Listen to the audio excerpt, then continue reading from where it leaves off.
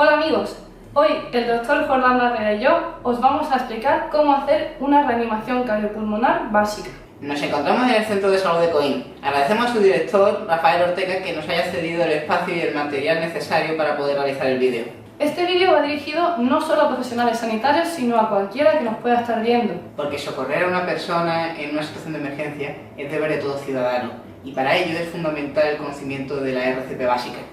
Y no puedes mirar a otra parte en una situación como esta, porque nunca sabes cuándo La vida de otra persona puede depender de tu actuación. ¿Qué es lo primero que tienes que hacer? Depende de la situación en la que te encuentres. Por ejemplo, si nos encontramos en una situación, en un contexto de riesgo, tal como pueda ser un accidente de tráfico, un desmayo en la vía pública, en una carretera, lo más importante es protegerte a ti mismo y proteger a la víctima, asegurar la zona. Lo siguiente es asegurarte del nivel de conciencia de la persona que vas a atender. Señor, señor, ¿me escucha? ¿Está bien? En este punto, si la persona reacciona, pasaríamos a colocarlo en la posición de seguridad, que explicaremos posteriormente. Si no reacciona, lo siguiente es gritar pidiendo ayuda. E inmediatamente comprobamos si el paciente respira. ¡Ayuda, por favor! Te pones a comprobar si el paciente respira con la maniobra ver, oír y sentir. Colocamos nuestra mejilla por encima de la boca del paciente para sentir su aliento, oír su respiración y a la vez estamos viendo cómo sube y baja el tórax. Cuidado con las respiraciones agónicas, respiraciones muy trabajosas, entrecortadas. Esas no son respiraciones efectivas y tenemos que identificarlas como signo de parada cardiorrespiratoria. Una respiración agónica podría ser algo parecido a esto. Ante una respiración parecida a esta o la ausencia de respiración, realizaremos la maniobra frente-mentón. La maniobra frente-mentón consiste en colocar una mano sobre la frente del paciente y otra sobre su barbilla. Traccionando hacia atrás de la cabeza, abrimos la vía aérea tirando del mentón y comprobamos que no haya ningún objeto que la obstruya. Si identificáramos algún objeto, intentaríamos retirarlo con la maniobra del gancho. Colocamos nuestro dedo índice como si fuera un gancho. Lo introducimos por la comisura de la boca del paciente y arrastramos intentando llevarnos el objeto. Mientras realizamos estas maniobras y comprobamos que el paciente no respira, solicitamos a uno de nuestros ayudantes que se ponga en contacto con emergencias, llamando al 061 o al 112. Las últimas guías recomiendan no pararse a comprobar si el paciente tiene pulso, ya que en una situación de emergencia puede ser difícil encontrarlo y más por personal no experimentado. Si hay acceso a un desfibrilador automático externo, pediremos a uno de nuestros ayudantes que nos lo traiga.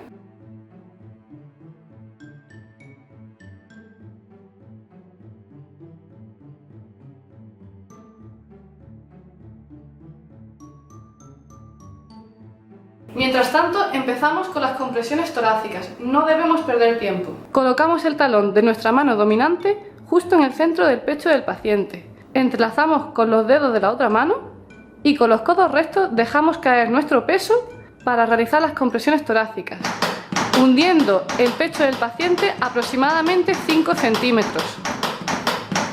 El ritmo tiene que ser de aproximadamente 100 latidos por minuto, alternando 30 compresiones torácicas con 2 respiraciones. Esto lo podemos hacer siempre que seamos 2 reanimadores. Si solo hay un reanimador, priman las compresiones torácicas. No realizaremos respiraciones. Para realizar correctamente las respiraciones, continuamos con la maniobra frente-mentón. Tapamos la nariz del paciente con 2 dedos, cogemos aire e insuflamos el aire tapando con nuestra boca toda su boca, comprobando que el pecho sube. Nos separamos, cogemos aire y volvemos a insuflarle.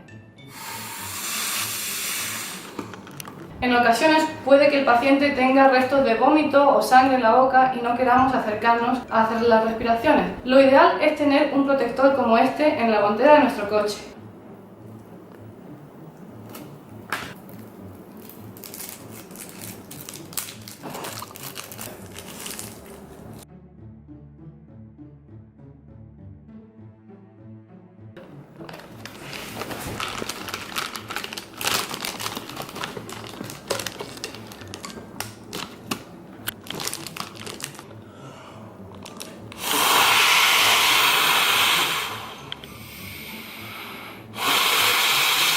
Si sospechamos una lesión a nivel del cuello, no debemos realizar la maniobra frente-mentón ni movilizar el cuello de ninguna forma.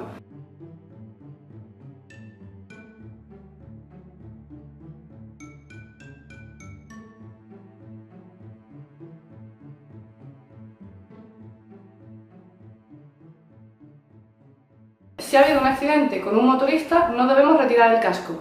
¿Hasta cuándo tenemos que seguir con la reanimación? Hasta que lleguen los servicios sanitarios, hasta que el paciente respire o bien hasta que los reanimadores estén exhaustos. Para evitar el agotamiento, realizaremos un cambio de posición de los reanimadores aproximadamente cada 2 minutos. El que estaba realizando las compresiones pasará a las respiraciones y viceversa. A continuación, una pequeña representación de todo esto que hemos explicado. Señor, ¿está bien? ¿Me escuchan? ¡Ayuda! No respira, llama al 112 y dile que tenemos una persona inconsciente. ¿Emergencia? Tengo una persona inconsciente en el centro comercial de Atrás, en Coín. Sí, 17, 18. 28, 29, 30.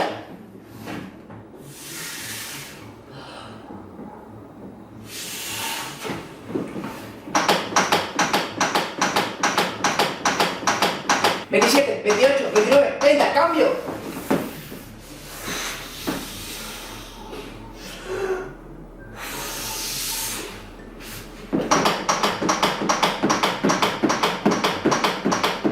Y así continuaríamos con la reanimación hasta que el paciente comenzara a respirar, o bien llegarán los servicios sanitarios, o los 2 reanimadores acabáramos exhaustos.